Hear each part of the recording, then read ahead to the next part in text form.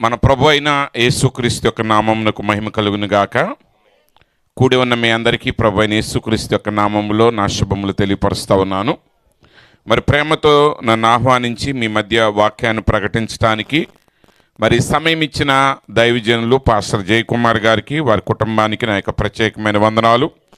అలాగే ఈ కూడికను ఇంత చక్కగా మరి దేవుని నామానికి మహిమకరంగా ఏర్పరిచిన మరి ప్రియ సహోదరులు ప్రతాప్ గారికి, వారి సతీమణికి, వారి కుటుంబానికి కూడా నాకు ప్రత్యేకమైన వందనాలు తెలియపరుస్తూ ఉన్నాను. హల్లెలూయా, హల్లెలూయా. ఈ సమయంలో మనం ఒక లేఖన భాగాన్ని మనం చదువుకుందాం. ఎస్తేరు గ్రంథము 5వ అధ్యాయము 1వ వచనము 2వ వచనాన్ని చదువుతాను, జాగ్రత్తగా ఆలకించండి. ఎస్తేరు గ్రంథము 5వ అధ్యాయం 1-2 వచనాలు.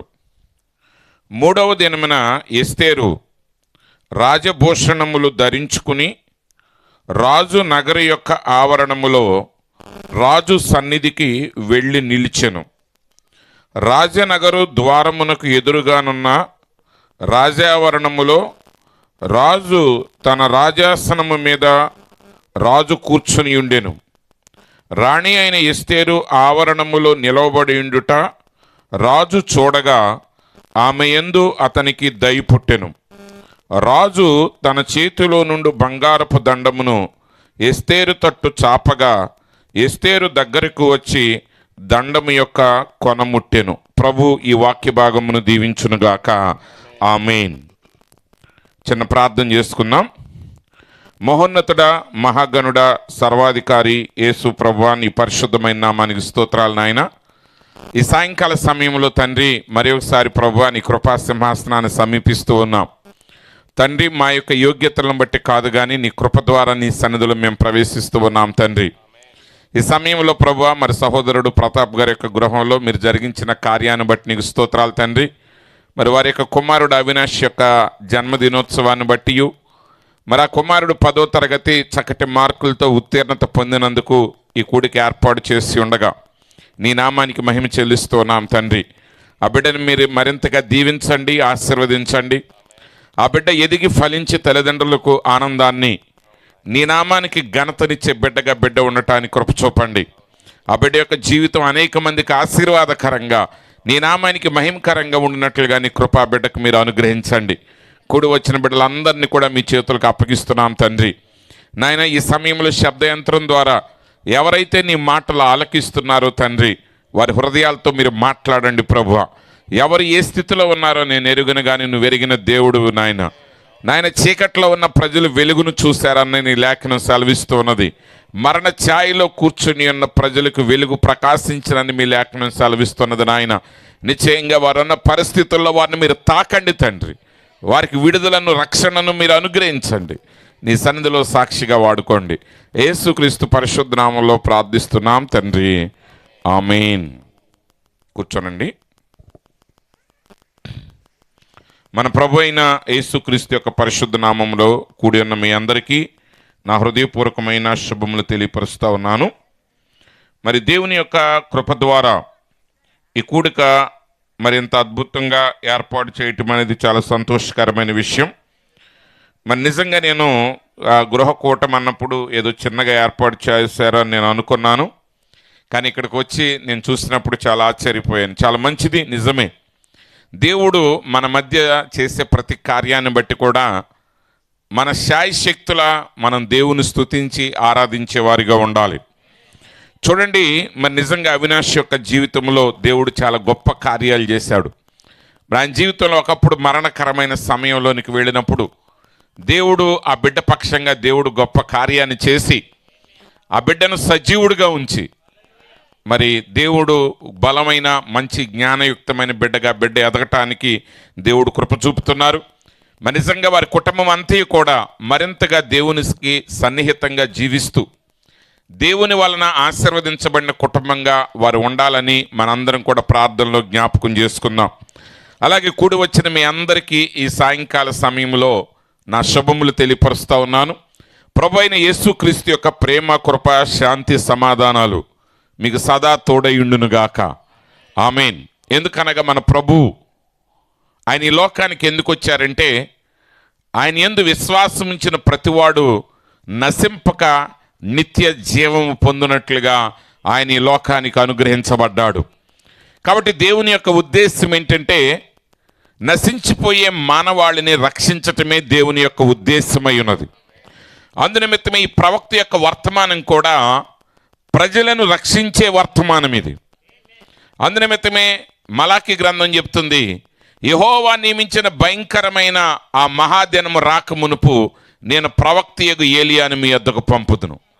నేను వచ్చి దేశమును శపించకుండునట్లు అతడు తండ్రుల హృదయములను పిల్లల తట్టును, పిల్లల హృదయములను తండ్రుల తట్టును త్రిప్పును. అంటే దేవుడు ఆ దేశాన్ని శపించబోతా ఉన్నాడు, ఆ నాశనం చేయాలనుకున్నాడు. ఎందుకంటే ఆ దేశం యొక్క పరిస్థితులు సరిగా లేవు. అయితే దేవుడు ఇప్పుడు ఏలియాని ఎందుకు పంపించాడంటే, దేవుని యొక్క నాశనము, శాపం అనేది ఆ పట్టణంలోనికి రాకుండా వారి హృదయాలను మార్చటానికి దేవుడి వాక్యాన్ని పంపించాడు. ఈ సాయంకాల సమయంలో ప్రియమైన సహోదరి సహోదరులారా, మీ ఎదుట ఒక ప్రాముఖ్యమైన అంశాన్ని నేను పెట్టబోతున్నాను. చాలా చిన్న అంశము, ప్రతి ఒక్కరికి తప్పక అర్థమవుతుంది, కానీ చాలా జాగ్రత్తగా గమనించండి. ఆ ప్రత్యక్షతను మీరు గ్రహించండి, ఆ వాక్యానుసారంగా మీరు జీవించండి. ఎందుకనగా దేవుని వాక్యం అనేది నీకు అర్థం అవటమే దేవుని యొక్క ఉద్దేశమై ఉన్నది. అందునిమిత్తం ఈ ప్రపంచంలో ఉన్న అన్ని మతాలు వారు స్థాపించిన భాషలోనే ప్రకటించబడుతున్నాయి, కానీ క్రైస్తవ్యము మాత్రమే వినేవాడి భాషలో ప్రకటించబడుతూ ఉంది. హల్లెలూయా. ఎందుకంటే అది నీకు అర్థం కావాలి. అది పౌలు గారు అదే చెప్పాడు, నేను ఎంత జ్ఞానం కలిగినా వినేవాడికి అది అర్థమయ్యేటట్లుగా 5 మాటలు నేను మాట్లాడగలిగితే చాలన్నాడు. ఆయన 10,000 మాట్లాడగలిగిన సామర్థ్యత కలిగి ఉన్నాడు. కానీ ఆయన ఎన్ని మాటలు ఆయన మాట్లాడగలడు అనేది ముఖ్యం కాదు, కానీ వినేవాడు ఎన్ని మాటలు గ్రహించగలగటమే అతనికి ముఖ్యమై ఉన్నది. కాబట్టి యేసుక్రీస్తు ఆయన నీ ఎడల శ్రద్ధ కలిగి ఉన్నాడు, ఆయన నీ ఎడల ఆసక్తి కలిగి ఉన్నాడు. ఆయన యొక్క ఉద్దేశం ఏంటంటే నిన్ను రక్షించుటై ఉన్నది. ఈ వర్తమానం యొక్క ఉద్దేశం ఏంటంటే నిన్ను శాపములో నుండి తప్పించి ఆ నిత్య ఆశీర్వాదానికి నిన్ను నడిపించుటయే ఈ ఉద్దేశమై ఉన్నది. ఆ ఆశీర్వాదాన్ని నువ్వు పొందాలి అంటే, ఆ శాపాన్ని నువ్వు తప్పించుకోవాలంటే నువ్వేం చేయాలంటే వాక్యానికి అనుగుణంగా నువ్వు జీవించటం మొదలు పెట్టాలి. శాపానికి లోనైన మార్గాన్ని విడిచి ఆశీర్వదించబడే మార్గాన్ని నువ్వు వెంబడించాలి. ఈరోజు ప్రియమైన సహోదరి సహోదరులారా, దేవుని సేవకులంగా మేము మీకేమీ ఇవ్వలేము, కానీ మేము మీకు ఇవ్వగలిగేది ఏంటంటే సరైన మార్గాన్ని మీ ఎదుట మేము పెడతాం. ఆ మార్గంలోగా నువ్వు నడిచినట్లయితే శాపాన్ని తప్పించుకుని నువ్వు ఆశీర్వాదాన్ని పొందుతావు, మరణమును తప్పించుకుని నువ్వు జీవాన్ని పొందుతావు, శాపమును తప్పించుకుని ఆశీర్వాదాన్ని పొందుతావు, చీకటికి బదులుగా వెలుగును నీ జీవితంలో నువ్వు చూస్తావు. కాబట్టి నేను చదివినటువంటి అంశం నుండి ఒక అంశాన్ని మీద నేను పెట్టబోతున్నాను. నా అంశం ఏంటంటే రాజభూషణములు ధరించిన ఎస్తేరు. ఎస్తేరు ఆమె యొక్క స్థితిని మీ అందరూ ఎరిగి ఉన్నారు. మరి నిజంగా ఎస్తేరు ఆమె ఒక అనాథగా ఉన్నది. ఆమెకి తల్లిదండ్రులు లేరు. ఆమె పినతండ్రి ఆమెను పెంచుకుంటున్నాడు. ఆయన దత్తత తీసుకుని ఆమెను పోషిస్తూ ఉన్నాడు. అయితే ఆ దేశంలో అహష్వేరోషు అనే రాజు ఉన్నాడు. ఆ రాజుగారు 120 దేశాల మీద అధిపతిగా ఉన్నాడు. కూషు దేశం మొదలుకుని భారతదేశం వరకు 120 దేశాలని ఆయన పరిపాలిస్తున్న చక్రవర్తిగా ఉన్నాడు. ఒకరోజు ఆయన తన రాజ్యంలో ఒక గొప్ప ఉత్సవాలు ఏర్పాటు చేశాడు.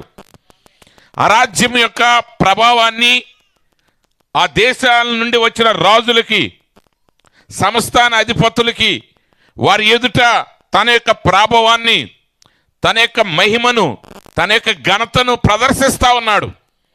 అయితే ఆయన ఎన్ని ప్రదర్శించినా ఆ ప్రదర్శన ఆయనకు తృప్తినివ్వలేదు. ఆయన చివరకు అనుకున్నాడు, నా భార్య అయిన రాణి అయిన వష్టిని నేను నా ప్రజల ఎదుటకి నేను చూపించాలి. ఈరోజు బైబిల్ చెప్తుంది, చాలా జాగ్రత్తగా గమనించండి. యోగ్యురాలు తన పెనిమిటికి కిరీటం. ఈరోజు మనం మనుషుల కంటే వస్తువులకి విలువ ఎక్కువిస్తున్నాం. అవునంటారా కాదంటారా? వస్తువుల్ని సంపాదించే క్రమంలో మనం మనుషుల్ని పోగొట్టుకున్నాం. మనుషులు పోయారు మనకి. కానీ నిజానికి నువ్వు అన్నీ సంపాదించుకున్న తర్వాత నీకు అర్థమవుతుంది, ఇవన్నీ నేను ఇచ్చిన ఒక మనిషిని నేను సంపాదించుకోవాలనుకుంటే నువ్వు ఎప్పటికీ సంపాదించుకోలేవు.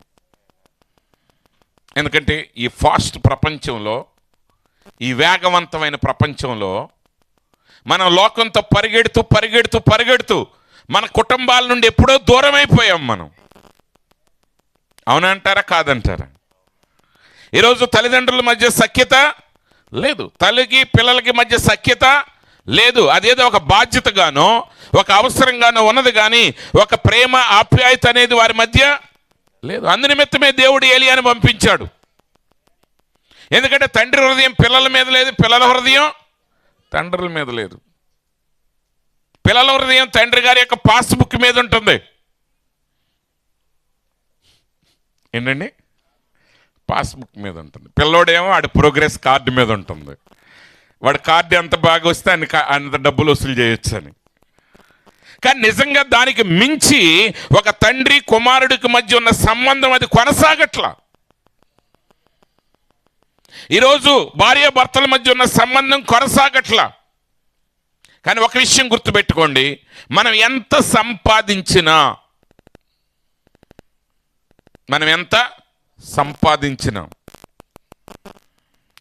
మనిషి యొక్క సంబంధాన్ని ఏ సంపద పునరుద్ధరించలేదు.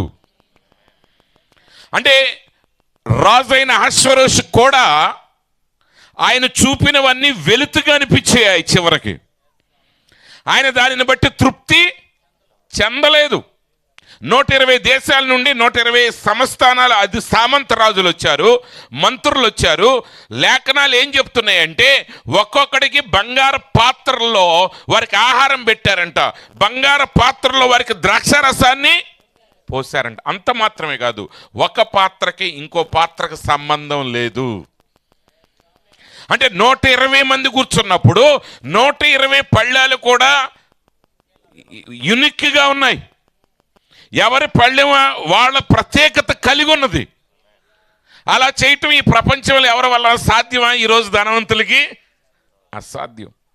కానీ అంత సంపద కూడా ఆయన భార్యకు సాటి రాలేదు. అంటే నెలలు చూపినా సరే ఆయన చివరికి అనుకున్నాడు, ఈ సంపద వల్ల ఉపయోగం లేదు. కానీ నిజమైన నా సంపద ఏంటంటే నా భార్య అని ఆయన గ్రహించి ఆ వస్తీకి ఆయన కబురు పంపించాడు. అందులో బైబిల్ చెప్తా ఉంది, కిరీటం పెట్టుకున్న వాడిని జనాలు కిరీటానికి జడిసి గౌరవిస్తారంట. కానీ యోగ్యురాలి పెనిమిటి గవిని యొద్ద ఘనపరచబడతాడని వాక్యం చెప్తా ఉంది. వాడు కిరీటం లేకపోయినా, వాడు ఒక సామాన్యమైన వ్యక్తి అయినా, అతని భార్య యోగ్యురాలైతే అతని భార్య అతని కిరీటంగా ఉంటుంది. అతడు ప్రజలందరి చేత మెప్పు పొందుతాడు. ఆ మెప్పు భయం నుండి వచ్చేది కాదు, ఆ మెప్పు హృదయాంతరంగం నుండి వచ్చేది. ఈరోజు మానవుడు అన్నిటికంటే విలువైన వాడు. దేవునికి అందరికంటే విలువైన వాడు మానవుడై ఉన్నాడు. ఎందుకంటే దేవునికి దేవదూతల కంటే, కెరూబుల కంటే, సెరూపుల కంటే, ఈ లోకములో ఉన్న దేనికంటే కూడా విలువైన వాడు ఎవడంటే మానవుడై ఉన్నాడు. అందుకే మానవుడు కొరకే ఆయన తన ప్రాణాన్ని పెట్టాడు. ఈరోజు మనం వస్తువుల విలువ గ్రహిస్తున్నాం, కానీ మనిషి విలువను గ్రహించట్లా. కానీ గుర్తుపెట్టుకోండి ప్రియ సహోదరి సహోదరులారా, దేవుడు మానవుడికి ఎంత విలువనిచ్చాడంటే ఆ మానవుడి కొరకు ఆయన తన ప్రాణాన్ని పెట్టాడు. లూసిఫర్ పతనమైనప్పుడు ఆయన అసలు దిగిరాలా. దూతలు పతనమైనప్పుడు అసలు వాటి గురించి ఆయన ఆలోచన చేయలా. కానీ తన కుమారుడైన ఆదాం పతనమైనప్పుడు ఆయన తనను తాను తగ్గించుకుని, ఆయన తనను తాను హీనపరుచుకుని తన దైవత్వాన్ని విడిచి, తన ప్రభావాన్ని విడిచి, తన మహిమని విడిచి ఆయన మానవుడిగా, దాసుడిగా జన్మించి శిలువ మరణం పొందినంతగా ఆయన తనను తాను తగ్గించుకున్నాడు. దేవదూతల్లో ఎవరి కొరకైనా ఆయన అలా చేశాడా? మరి నీ కొరకు ఎందుకు చేశాడు? ఎందుకంటే నువ్వు దేవదూతల కంటే విలువైన వాడివి. మనకు దేవదూతలకు ఉన్నంత శక్తి లేకపోవచ్చు, కానీ దేవదూతలకు మించిన దాన్ని మనం కలిగి ఉన్నాం. అదేంటంటే మనం సృష్టికర్త యొక్క స్వరూపాలమై ఉన్నాం. కాబట్టి ఇప్పుడు అహష్వేరోషు ఆయన చూపే సంపద అంతా ఆయనకి వెలితినిచ్చింది, సంతృప్తినివ్వలేదు. ఎందుకంటే నిజమైన కిరీటం యోగ్యురాలైన భార్యే. అలా కాకుండా ఒకడు కిరీటాన్ని పెట్టుకుని ఒంటి నిండా పెద్ద పెద్ద నగలు పెట్టుకుని రోడ్డమ్మడి తిరుగుతున్నాడు అనుకోండి, వాడి భార్య వాడిని పట్టించుకోకుండా తిరిగేది అనుకోండి, వాడి పిల్లలు వాడిని పట్టించుకోకుండా తిరిగేవాళ్ళు అనుకోండి, వాడిని చూసి జనాలు నవ్వుతారు. వాడు మంచోడే, జ్ఞానం కలిగినవాడే. లేకపోతే జ్ఞానం లేకపోతే బంగారం ఎక్కడి నుంచి కొనుక్కొచ్చుకుంటాడు? అంతటి బంగారం ఎక్కడి నుంచి సంపాదిస్తాడు? కానీ ప్రజలకి అది ఎగతాళిగా ఉంటుంది. కానీ అహష్వేరోషు ఆయన నిజానికి చివరి సంపదను చూపించాలనుకున్నప్పుడు వష్టి రాలేదు. ఇప్పుడు వష్టి రాకపోవటం వల్ల తర్వాత జరిగిన కార్యాలు అవన్నీ మనకు సమయం చాలదు. కానీ వాళ్ళు అన్నారు, అయ్యా రాణి రాజు మాట వినకపోతే ఇంకా రాజ్యములో ఏ స్త్రీ కూడా తన భర్త మాట వినదు అన్నప్పుడు అహష్వేరోషు వష్టిని ఆయన పంపించి వేశాడు. ఇప్పుడు అహష్వేరోషు యొక్క స్థానములో మరి మరొక ఆమెను రాణిగా ఎంచుకోవటానికి అషూషను కోటలో ఉన్న యవనస్తులైన ఆ కన్యకలందరినీ కూడా వారు పోగు చేశారు.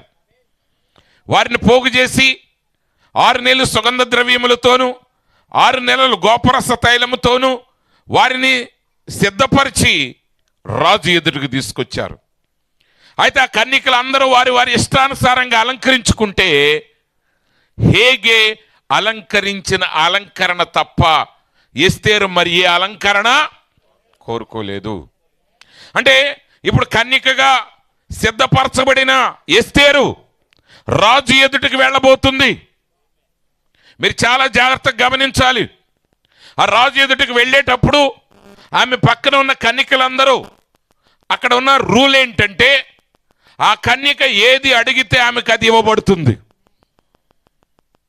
ధనవంతులు ఏం చేస్తున్నారంటే ఉప్పు ఒక దేశం నుంచి, నూనె ఇంకొక దేశం నుంచి, పప్పు ఇంకో దేశం నుండి, పాత్రలు ఇంకో దేశం నుండి, వంటోడిని ఇంకో. ఇప్పుడు ఆ కన్యక ఆమె ఏది కోరితే ఆ 120 సంస్థానాల్లో ఉన్నదంతా ఆమెకి తీసుకొచ్చి ఇవ్వబడతాయి. కానీ ఎస్తేరు ఏం చేసిందంటే ఆమె ఏమీ కోరుకోలేదు. ఆమె అన్నది, హేగే నువ్వు ఎలా అలంకరిస్తావో ఆ అలంకరణ తప్ప ఇంకా నాకు మరేది అక్కర్లేదు. ఆమె హేగే ఇచ్చిన అలంకరణ ద్వారా రాజు ఎదుట నిలబడినప్పుడు రాజు ఆమెను ప్రేమించాడు, ఆమెను తన భార్యగా చేసుకున్నాడు. ఇప్పుడు అక్కడతో హేగే పని అయిపోయింది. అక్కడతో హేగే పని అయిపోయింది. మనోళ్ళు కూడా ఏంటంటే పెళ్ళిళ్ళు చూపులప్పుడు ఎక్కడ లేని విధేయత, వినయం అన్నీ చూపిస్తారనమాట. ఇప్పుడు పెళ్లి కూతురుని చూస్తాకి వెళ్ళినప్పుడు ఆ పిల్ల కూర్చోకపోతే అత్తగారు గవగా వెళ్ళిపోయామా, కూర్చోమ్మా, కూర్చో, మంచినీళ్ళు తాగమ్మా, స్వీట్ తినమ్మా అంటుంది. ఇంకేంటి పాపం అత్తగారిని ఎట్ట తినమా అంటే అత్తగారు అది ఎట్ట తినమంటుంది అనుకుంటే రేపు పొద్దుంటే అంటది. అక్కడికి వెళ్ళిన తర్వాత 10ంటికి పని చేసి ఇప్పుడు 10ంటికే మొదలెట్టేసారు తింటాం అంటే మొదలెడుతుంది. అంటే అయిపోయిందిగా. మనోళ్ళు ఏంటంటే అహష్వేరోషు ఎదుట ఒకసారి నిలబడటానికి ఎస్తేరు సంవత్సరం సిద్ధపడింది. అంటే ఎస్తేరు ఒక్కతే కాదు, మిగిలిన కన్యకలందరూ కూడా వారు ఎంతకాలం సిద్ధపరచబడ్డారు? సంవత్సరం సిద్ధపరచబడ్డారు. 6 నెలలు ఒక విధానంలో, 6 నెలలు మరొక విధానంలో సిద్ధపరచబడి అలంకరించబడి ఆయన ఎదుట నిలబడ్డారు. ఇక మంచితనం అంతా పెళ్ళైన రోజుతోనే అయిపోతేటగా. అందుకే మన వివాహాలు విజయవంతంగా ఉండవు. అందుకే ఏదంటారు, ఒక ఒక మాట ఉంది, అదేంటంటే మనమంట పెళ్ళిని ఖర్చు పెట్టి చేస్తామంట, వివాహానికి ఖర్చే పెట్టమంట. ఎందుకంటే పెళ్ళి అనేది ఆ రోజు జరిగే కార్యం వరకే, వివాహం అనేది నీ జీవితం అంతా జరిగేది. ఇప్పుడు అత్తగారు పెళ్లిలోనే కదా చూపించాల్సింది, కోడలు భక్తిని లేకపోతే భర్త పెళ్లి కొడుకు ఆ అమ్మాయి మీద ఉన్న ప్రేమను చూపించాల్సింది పెళ్లిలో కాదు. ఈ ఫోటో స్టూడియోలో ఇట్ట ఆమె కాలట్ట పెడితే ఇడి పెడతాడు కింద. ఇక చూసిన వాళ్ళు అందరూ ఇక అవి చూసి ఇప్పుడంట, ఇప్పుడు కాలం అంట, ఇప్పుడు ఆడపిల్లల ప్రాబ్లం ఏంటంటే సిండ్రెల్లా సిండ్రోమ్తో బాధపడుతున్నారంట. ఇప్పుడు కాలపు ఆడపిల్లలు, ఇప్పుడు కాలపు ఆడపిల్లలు దేంతో బాధపడుతున్నారండి? Cinderella syndrome. అంటే సిండ్రెల్లా అంటే ఏంటంటే అదొక కథ, అమెరికా వాళ్ళది. అంటే ఒక పేద అమ్మాయి ఉంటుంది, ఆమె కష్టపడి పని చేస్తూ ఉంటుంది, ఒక ధనవంతుడు రాజకుమారుడు వస్తాడు, ఇష్టపడతాడు, ఆమెను తీసుకుని వెళ్ళిపోతాడు గుర్రం మీద. ప్రతి కన్యక ఆలోచిస్తూ ఉంటుంది, నా కొరకు ఏ రాజకుమారుడు వస్తాడు, ఏ చక్రవర్తి వస్తాడు, తీసుకుపోతాడు. అక్కడ పని పాట ఏమీ ఉండదు. అక్కడ తీసుకెళ్ళాక అక్కడతో స్టోరీ ఆపేశారు వాళ్ళు. అది అసలు స్టోరీ అక్కడి నుంచి కూడా తీస్తే మరి సిండ్రెల్లా గారు భర్తతో ఎట్టుండేది, అత్తతో ఎట్టుండేది, ఆడపడుచులతో ఎట్టుండేది తెలుస్తుంది. ఎంతోమంది రాజులు ప్రపంచ చరిత్ర మీరు తిరగెత్తే చాలా రాజ్యాలు అప్పుల పాలైపోయినాయి. మీరు సోషల్ సరిగా చదువుంటే చదివారా? ఎంతోమంది రాజులు అప్పుల పాలైపోయి ఈఎంఐలు కట్టలేకపోయిన వాళ్ళు ఉన్నారు. అది కానీ సిండ్రెల్లాలోనే ఉంటారు మీరు. వివాహం అనేది పెళ్లి చూపుల్లాగా ఉండదు. కానీ విషయం ఏంటంటే అంతకంటే ఎక్కువ జాగ్రత్త నువ్వు తీసుకోవాలి. ఇక్కడ ఎస్తేరు వాళ్ళ వివాహం మంచిగా సాగుతుంది. అయితే ఒకానొక సమయంలో ఒక శత్రువు రేగాడు. హామాన్ అనే వాడు ఏం చేశాడంటే మొర్దెకైని మాత్రమే కాదు యూదులందరినీ కూడా నేను నాశనం చేయాలనుకున్నాడు. నాశనం చేసేటప్పుడు కూడా షూషాను కోట్ల వారినే కాదు, ఈ 120 సంస్థానాల్లో ఉన్న యూదులందరినీ కూడా నేను నాశనం చేయాలనుకున్నాడు. ఇప్పుడు మొర్దెకైకి ఆ సంగతి తెలిసి ఆయన వస్త్రాలు చింపుకుని ఆయన ఏడుస్తూ ఉన్నప్పుడు రాణి దగ్గరికి కబురు వచ్చింది, అమ్మ అక్కడ మొర్దెకై ఇలా ఉన్నాడంటే ఆయన్ని పిలవమన్నప్పుడు ఆయన అన్నాడు, నేను నీ దగ్గరికి ఇప్పుడు రాను, కానీ ఇదిగో గుర్తుపెట్టుకో, ఇశ్రాయేలీయుల మీదకి ఇలాంటి ఆపద వచ్చింది, నువ్వు వెళ్ళి రాజుతో మాట్లాడు అన్నాడు. ఆమంది, అయ్యా రాజుగారు పిలవకుండా రాజుగారి దగ్గరికి వెళ్ళటానికి ఎవరికి అధికారం లేదు, ఒకవేళ వెళ్తే నేను చనిపోతాను. అప్పుడు మొర్దెకై అంటున్నాడు, నువ్వు రాజు దగ్గరికి వెళితే చనిపోతానంటున్నావు కదా, కానీ నువ్వు రాజభవనంలో ఉన్నంత మాత్రం చేత చావును నువ్వు తప్పించుకోలేవు, కానీ యూదులకు రక్షణ వేరొక దిక్కు నుండి వస్తుంది. అప్పుడు ఎస్తేరు అంది, సరే నేను నా పనికత్తులు 3 రోజులు ఉపవాసం ఉంటాం మేము, అన్నపానములు పుచ్చుకొనకుండా. నువ్వు వెళ్ళి షూషను కోటలో ఉన్న యూదులందరినీ పోగేసి మీరు కూడా అన్నపానాలు పుచ్చుకోవద్దు. 3 రోజుల తర్వాత నేను రాజు సముఖంలోనికి వెళతాను, ఏది జరిగితే అది జరుగుద్ది.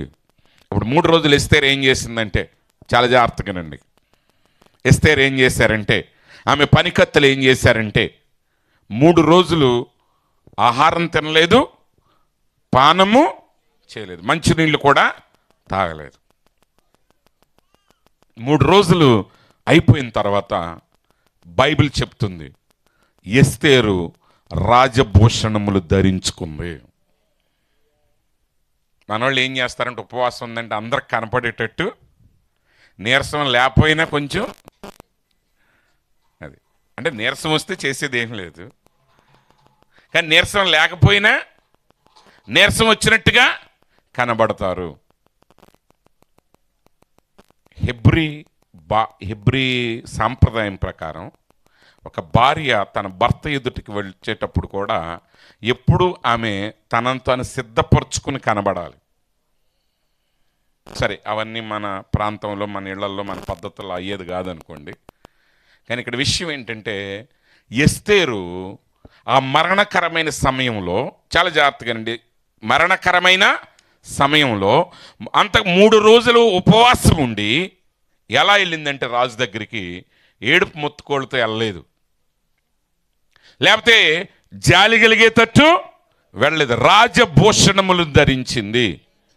అంటే దీని అర్థం మీరు నగలేసుకోమని కాదు, అక్కడ సాంప్రదాయం అని చెప్తున్నాను. మీరు వేసుకోవాల్సిన నగలేంటే నేను చెప్తా తర్వాత సంగతి. అంటే ఇప్పుడు రాజు దగ్గరికి ఏడ్చుకుంటే కేకలేసుకుంటే వెళ్ళిపోలా, రాజు దగ్గరికి ఏడ్చుకుంటా వెళ్ళిపోలేదు, లేకపోతే ఒళ్ళంతా వస్త్రాలు చింపుకుని వెళ్ళలేదు. ఆ రోజుల్లో ఉపవాసం ఎలా చేసేవాళ్ళు అంటే గోనె పట్ట కట్టుకుని నెత్తి మీద బూడిద పోసుకుని వెళ్ళేవాళ్ళు. ఇప్పుడు అట్లా ఆమె గోనె పట్ట కట్టుకుని వెళ్ళలేదు, ఎందుకంటే ఆమె వెళ్ళబోయేది ఎవరి దగ్గరికి అంటే రాజు దగ్గరికి. ఆమె వెళ్ళబోయేది ఎక్కడికంటే చక్రవర్తి దగ్గరికి. అయితే ఇప్పుడు ఆమె ఎలా వెళ్ళిందంటే రాజభూషణములన్నీ ధరించింది. అంటే ఒక రాణి ఎలాంటి ఆభరణాలు ధరించాలో ఆ ఆభరణాలన్నీ ధరించి సంపూర్ణమైన సిద్ధపాటుతో రాజు సన్నిధి ఎదుటికి ఆమె వెళ్ళింది. ఇప్పుడు రాజు సముఖంలో ఆమె నిలబడింది. ఇప్పుడు మరణమా కృప అనేది ఎవరికి తెలియదు, కానీ రాజుకి ఆమెను చూడగానే ఆమె మీద ఆయనకి దయ పుట్టిందంట. ఇప్పుడు ఆయన ఏం చేశాడు, తన దండమును ఆమె మీద చాపాడు. ఆ దండం ఆమె మీద చాపాడంటే అర్థం ఏంటంటే ఆమె తీర్పు నుంచి తప్పించబడింది, ఆమెకు కృప అనుగ్రహించబడింది. ఇప్పుడు ఆమె వచ్చి ఏం చేసిందంటే ఆ దండాన్ని తాకింది. ఎప్పుడైతే ఆమె దండాన్ని తాకిందో ఆ రూల్ అక్కడతో ఫినిష్ అయిపోద్ది, ఆ రూల్ అక్కడతో సంపూర్తి అయిపోయింది. ఇంకిప్పుడు స్వేచ్ఛగా వారిద్దరు మాట్లాడుకోవచ్చు. ఈరోజు నిజంగా మనం రాజుల రాజు ప్రభువుల ప్రభు అయిన యేసు క్రీస్తు దగ్గరికి మనం రావాలి. ఈరోజు నీ జీవితంలో ఎలాంటి సమస్యతో ఉన్నా, నీ జీవితంలో ఎలాంటి ఇబ్బందితో ఉన్నా, నువ్వు ఎక్కడికి వెళ్ళాలంటే మన పరిష్కారం ప్రభు అయిన యేసు క్రీస్తు మాత్రమే. ఈరోజు రక్షణ పొందక మునుపు మనం ఎంతో కన్నీరు గారుస్తాం, పశ్చాత్తాపడతాం, ప్రతి చిన్న విషయం అవునా కాదా అని 1కి 10 సార్లు ఆలోచన చేస్తాం. కానీ ఒకసారి రక్షించబడిన తర్వాత ఒకరోజు భయంగా ఉంటాడు, 2 రోజులు భయంగా ఉంటాడు, 3 రోజులు వచ్చేసరికి కూర్చోయా చైర్ మీద అంటే వద్దులేండి అయ్యగారు మీ మధ్య అంటాడు. 5 రోజులు అయితే పాస్టర్ గారు నిలబడిపోతా కుర్చీ ఇట్లా అక్కరా అంటాడు. ఏమైపోయింది? ఇక్కడ పాస్టర్ గారు అని కాదు, అన్ని విషయాల్లో అలాగే అయిపోయింది. బైబిల్ చదవాలంటే ఇష్టం వచ్చినట్టుగా చదువుతాం, ప్రార్థన చేయాలంటే ఇష్టం వచ్చినట్టుగా చేసేస్తాం, ఆ పాస్టినోరుతోనే చేసేస్తాం. అంటే పాస్టినోరుతో చేయకూడదని కాదు, కానీ వాక్యం ఏం చెప్తుందంటే నువ్వు ప్రభు ఎదుటికి వచ్చే ప్రతిసారి నువ్వు సిద్ధపాటు కలిగి రావాలి. జనాలు ఎలా ఉంటారు తెలుసా? చర్చ్ ప్రార్థనకు వచ్చేటప్పుడు ఎట్టుంటారంటే పాపం అసలు వీళ్ళంత బీదలు ఎక్కడన్నా ఉన్నారా అన్నట్టుగా వస్తూ ఉంటారు. అది ఆ సిరిగిపోయిన చెప్పులు వేసుకుని, ఆ ఎలిసిపోయిన బట్టలు వేసుకుని, బండి ఇంట్లో పెట్టి నడుచుకుంటా కాలు ఈడ్చుకుంటూ వస్తే పాస్టర్ గారేం పాపం ఈ సిస్టర్ గారు ఎట్ట వస్తున్నాడు, ఈ బెదర్ ఎట్ట వస్తున్నారు, వీళ్ళు నడిచి వస్తున్నారు అనుకుంటారు. వీళ్ళకి తెలవదు ఇంట్లో డీకేటీనా ఏదో బైక్ ఉందని. వాళ్ళకి ఎక్కించుకుందామంటే ఎంతమందిని ఎక్కించుకుంటాడు? వాళ్ళు నడిచి వస్తున్నారు, వీళ్ళు నడిచి వస్తున్నారు, వాళ్ళు నడిచి వస్తున్నారు. ఇక్కడికి వచ్చి చూస్తే ఏంద్ర అందరూ ఎట్టుంటారంటే అసలు 5 రోజుల నుంచి అన్నం తిన్నోళ్ళలాగా ఉంటారు. అది సోమవారం వీళ్ళు రోడ్డు మీద చూడాలి. అప్పుడు పాస్టర్ గారికి అసలు అర్థమే కాదు అసలు ఎవరిని చూస్తున్నాడు. నేను ఒక చర్చికి వెళ్ళేవాడిని చాలా సంవత్సరాలు, ఎట్లాగప్పుడు వెళ్తూ ఉండేవాడిని, మీ చర్చికి వచ్చినంత తరచుగా వెళ్తూ ఉండేవాడిని. ఒకరోజు నేను ఆ ఊరు వెళ్తుంటే ఆ ఊరి మీద నుంచి వేరే ఊరు వెళ్ళాలి, సెంటర్లో ఒక సిస్టర్ గారు కనబడి అన్నయ్య ప్రైజ్ లాడండి అంది. నాకు అర్థం కాదు, ఎవరు ఈ తెలియని మనిషి నన్ను ఎవరు వందనాలు చెప్తున్నారు. అనే వందనాలు అనే జాషువా అనే వందనాలు పాస్టర్ గారు అంటుంది. ఎంత చూసినా నాకు అర్థం కావట్లేదు. ఏం చేయాలి, 10-15 నిమిషాల తర్వాత తేరుకున్నా నేను. ఎందుకంటే ఇప్పుడు భూషణాలు లేకుండా ఉండేది, ఆ రోజు సకల భూషణాలతో కనపడింది. ఆమా అంటే ఇన్ని సంవత్సరాలు నేను ఆమెను ఎలా చూశాను, భూషణాలు లేకుండా చూస్తే ఆమె సడన్గా రోడ్డు మీద రాజభూషణాలన్నీ పెట్టుకుని కనపడితే ఇంకా నాకేం అర్థమవుద్ది? అమ్మ ఎక్కడున్నా ఒకే రకంగా ఉండండి, అప్పుడు దేవదూతలకు అర్థమవుతాయి అట్లీస్ట్. ఇప్పుడు ఎందుకంటే ఇక్కడ దేవదూతలు ఉన్నప్పుడు వాళ్ళు కూడా ఇదిగో మన బ్రదర్ మంచోడు, సిస్టర్ మంచోడు అని పాస్టర్ గారు ఒక్కోసారి ప్రార్థన చేస్తారు, ప్రభు నీ దూతను పంపించి ఆయన కాపాడంటే ఆ దూత అక్కడికి వెళ్తాడు.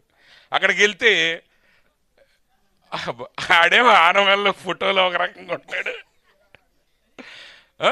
చర్చిలో ఒక రకంగా. ఎట్లాగే ఒక ఆయన పాస్పోర్ట్కి వెళ్తా, పాస్టర్ గారు ఆ ఫోటో చూసి అన్నారంటామా, ఏమండి పాస్పోర్ట్ పెట్టినోడు రావాలండి అన్నారు. అది మొన్న మా అబ్బాయి పాస్బుక్ చేపిస్తానికి వెళ్ళాం బ్యాంక్కి. వెళ్తే ఏమైంది, వాళ్ళు 4-5 రోజులు తిప్పిస్తున్నారు.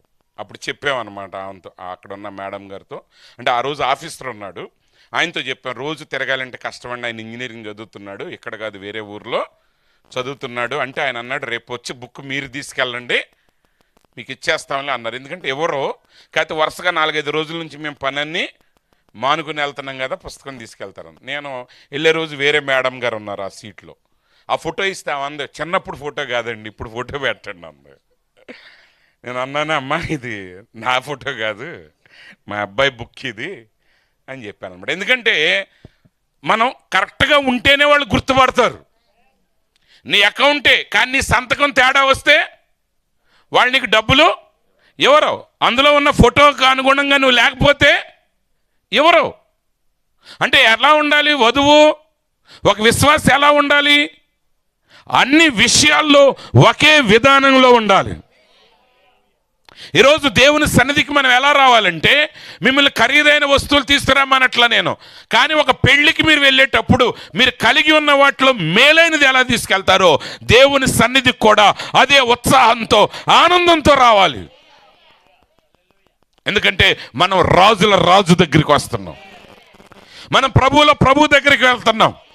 ఆయన దగ్గరికి మనం వెళ్ళేటప్పుడు ఒకప్పుడు పాపిగా ఆయన్ని మనం చేరుకున్నాం, ఆ విధానంలో మరలా ఎన్నడూ ఆయన దగ్గరికి నువ్వు రాకూడదు. మొదటిసారి హేగే అలంకరించాడు, మరి ఇప్పుడు ఎవరు అలంకరించారు ఆమెని? ఎవరు అలంకరించలే, ఆమె అలంకరించుకుంది. ఎందుకంటే ఇప్పుడు ఆమెకు తెలుసు ఆ ఇంట్లో ఆమె కాపురం చేస్తుంది. ఇప్పుడు ఆమె ఒక అనాథ కాదు, ఆమె ఒక మహారాణి. ఆ రాజ్యములు ఎలా ఉండాలి, ఒక రాణి ఎలా ఉండాలి, ఒక రాజుగారి భార్య ఎలా ఉండాలి, ఆమె ఎలాంటి అలంకరణ కలిగి ఉండాలి అనే విషయాన్ని ఆమె తెలుసుకుంది. కాబట్టి ఆ సంపూర్ణమైన అలంకరణతో రాజు ఎదుట నిలబడింది. ఈరోజు మనం ఆ అలంకరణతో దేవుని ఎదుట నిలబడాలి. ఈరోజు ప్రజల ఎదుట మనం ఎలాంటి అలంకరణతో నిలబడాలంటే దైవికమైన అలంకరణతో మనం నిలబడాలి. ప్రియ సహోదరి సహోదరులారా, నిశ్చయంగా దేవుని బిడ్డలు ఒక వెలుగుని కలిగి ఉంటారు, వారు ఒక శక్తిని కలిగి ఉంటారు. పౌలు శీలలో రోడ్డు మీద వెళతా ఉంటేనే వాళ్ళేం మాట్లాడకపోయినా పుతోననే దయ్యం పట్టిన అమ్మాయి అంది, ఇదిగో సర్వోన్నతుడైన దేవుని రక్షణ మార్గమును ప్రచురించువారు వీరే.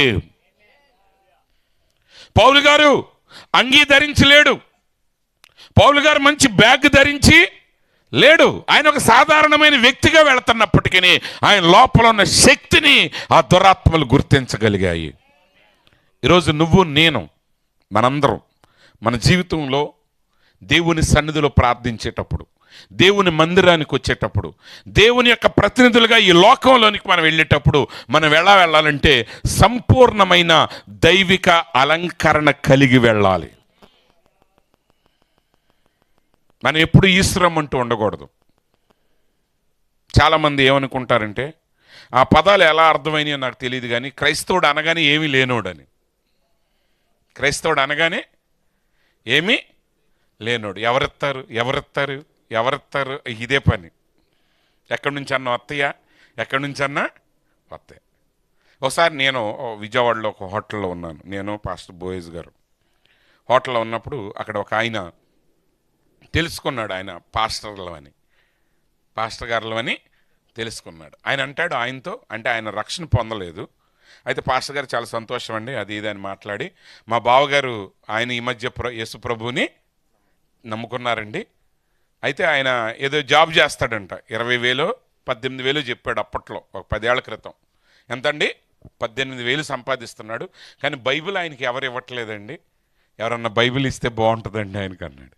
అప్పుడు ఇది అన్నాడు, అయితే సాయంత్రం రా, మీ బావగారికి నీకు కూడా ఒక బైబిల్ ఇస్తానని ఇచ్చాడు. అందుట్లో తప్పేం లేదు. కానీ అంటే నువ్వు రక్షించబడిన తర్వాత 18,000 సంపాదించేవాడివి, నువ్వు బైబిల్ కొనుక్కోవటానికి ఎవడి మీద ఆశపడాలి నువ్వు చెప్పండి? అదే ఏలియా చేసేది. అంటే ఇక్కడ ఎవరిని విమర్శించడం కాదు, ఇక్కడ ఏది విమర్శించడం కాదు. ఎందుకంటే మరణము నుంచి జీవానికి రావాలంటే నీ క్రియ మారాలి. ఎస్తేరు ఏడ్చుకుంటా రాజు దగ్గరికి వెళ్ళింది అనుకోండి, వెళ్ళక ముందే ఆమె బంధించబడద్ది. ఇప్పుడు చిరిగిపోయిన బట్టలతో రాజుగారి గదిలోకి వెళ్ళాలంటే అసలు కోట బయటే ఆమెని ఆపేస్తారు. ఆమె సంపూర్ణమైన రాజభూషణాలతో వెళ్ళింది కాబట్టి రాజు సన్నిధికి వెళ్ళే వరకే ఆమెని ఎవరు అడ్డగించలేకపోయారు. అయితే ఫైనల్ డెసిషన్ కింగ్, కానీ అప్పటి వరకు ఆమెను ఎవరు అడ్డగించలేకపోయారు. కారణం ఏంటి? ఆమె ధరించిన రాజభూషణములు, ఆమె అలంకరణ. ఈరోజు దేవుని బిడ్డలంగా మనం విధేయత కలిగి ఉండాలి, మనం శక్తిని కలిగి ఉండాలి, మనం ప్రేమను కలిగి ఉండాలి, మనం ప్రభావాన్ని కలిగి ఉండాలి. దేవుని బిడ్డలం అంటే మనం ప్రభావాన్ని కలిగి ఉండాలి, మనం శక్తిని కలిగి ఉండాలి. పౌలు గారు కానీ, పేతురు కానీ, యోహాను కానీ ఎక్కడికి వెళ్ళి అయ్యా మేము సువార్త ప్రకటిస్తున్నాం, అయ్యా మాకు సహాయం చేయండి అని ఎవరిని అడగరా? అడగల. ఎందుకంటే వాళ్ళు సహాయాన్ని ఇచ్చువారు. భౌతికమైన సంపద వాళ్ళ దగ్గర లేకపోవచ్చు, కానీ భౌతికమైన సంపద కలిగిన వాడికి లేని ఆనందాన్ని వాళ్ళు వారికి ఇవ్వగలరు. అందుకే పౌలు గారు జైల్లో ఉన్నప్పుడంట, ఆయన గవర్నర్ దగ్గరికి తీసుకెళ్ళినప్పుడంట, గవర్నర్ గారు ఈయన వాక్యం చెప్తూ ఉంటే ఈయన ఏమైనా కానుకలు ఎత్తాడేమని ఎదురు చూసేవాడంట. అంటే పౌలు నిలబడితే రాజే ఆయన దగ్గర డబ్బులు ఆశించాడు. ప్రియమైన సహోదరి సహోదరులారా, ఈరోజు దేవుడు నిన్ను నన్ను ఏ స్థానంలో ఉంచాడంటే, మనకిచ్చిన స్థానాన్ని గన మనం గుర్తెరిగితే నిజమైన రాజులుగా, యాజకులుగా మనం ఈ భూమి మీద ఆయనకి సాక్షులుగా నిలబడతాం. ఇక్కడున్న ప్రతి వ్యక్తి విషయంలో ఆయన ఒక ఉద్దేశాన్ని కలిగి ఉన్నాడు. అందునిమిత్తమే ఆయన సారేపత్ అనే గ్రామానికి ఏలియా వెళ్ళినప్పుడు అక్కడ ఒక విధవరాలున్నది. కరువు కాలంలో చివరి ఆహారాన్ని ఆమె తినాలని సిద్ధపాటు చేసుకుంటున్నది. కానీ ఏలియా మాట్లాడినప్పుడు ఆమె అన్నది ఏంటంటే, అయ్యా ఆహారం అంతా అయిపోయింది, కొంచెం పిండి కొంచెం నూనె ఉన్నది, ఆ కొంచెం పిండి కొంచెం నూనె నేను అప్పం చేసి నా పిల్లోడికి పెట్టి ఇక చచ్చిపోదామని నిర్ణయం తీసుకున్నాం. ఎప్పటికీ ఆ వాక్యం 99% ప్రజలకు అర్థమే కాదు. అది ఎందుకు దేవుడు ఏలియా లేకపోతే దేవుడు ఆ తినటానికి తిండి లేని ఆ చివరి క్షణంలో ఉన్న అమ్మాయి దగ్గరికి వెళ్ళి ఆమె దగ్గర ఆహారం ఎందుకు అడిగాడు ఏలియా? ఎందుకు అడిగాడంటే ఆ స్త్రీ చేసే పని ఆమెను మరణానికి చేరుస్తుంది. ఆ స్త్రీ చేసే పని ఎక్కడికి తీసుకెళ్తుంది? ఆమెని మరణానికి. ఆమెకి తెలియదు అది, కానీ చివరికి ఆమె చెప్తుంది, ఇది తిని మేమేమైపోతాం? చనిపోతాం. అప్పుడు ఆమె బ్రతకాలంటే ఆ మరణానికి వెళ్ళే మార్గాన్ని నుంచి వెనక్కి తిరగాలి. ఇప్పుడు మీరు అక్కడ ఆ వెళ్ళడంలో ఆ చెరువు దగ్గర నిలబడ్డారండి. ఎవరైనా మీ దగ్గరికి వచ్చి, ఏమండి మైలవరం నుంచి వచ్చే ఒక వ్యక్తి, న్యూజిలాండ్ నుంచి వచ్చే వ్యక్తి అక్కడ దాకా వచ్చి, ఏమండి చిన్ననందిగా మీటు వెళ్ళాలండి అని అడిగాడు అనుకోండి, మీరు దారిటు చూపిస్తారు. మీరు ఇటు చూపించినప్పుడు వాడు అటే పైకి వెళ్ళిపోతున్నాడు అనుకోండి, మీరేం చేస్తారు? వాడిని కేకరే నీకేం చెప్పి ఇటు వెళ్ళమన్నామని అంటారు. లేకపోతే అసలు వీడికి పిచ్చోడే ఏంటి, నందిగాం దారి అడిగి మైలవరం వెళ్తున్నాడు. అంటే ఇప్పుడు వాడు చిన్ననందిగా వెళ్ళాలంటే ఎట్లా పడితే అట్లా వెళ్తే వెళ్ళడు. వాడు సరైన మార్గం గుండా వెళ్ళాలి. ఇప్పుడు సారేపతి విధవరాలు బ్రతకాలంటే ఆమె చేసే పని చేయదు, అది మరణానికి తీసుకెళ్ళదు. కాబట్టి జీవానికి వెళ్ళే మార్గం ఏంటంటే ఇచ్చుట వలన ఆశీర్వదించబడతారు. ఇప్పుడు దేవుడు ఆమెను ఎలా ఆశీర్వదించాలి? ఆమెమో మరణకరమైన పనులు చేస్తుంది ఆమె. ఇప్పుడు ఏలియా వచ్చి అన్నాడు, నువ్వు నాకు పెట్టు. ఆమె ఇచ్చింది. బేదలకు ఇచ్చేవాడు యెహోవాకు అప్పిచ్చేవాడై ఉన్నాడు. ఇవ్వటం ద్వారా ఇచ్చే ప్రతివాడు పొందుకుంటాడు. అందుకని తీసుకునేటప్పుడు జాగ్రత్తగా తీసుకోవాలి మనం ఏ వస్తువైనా. హల్లెలూయా.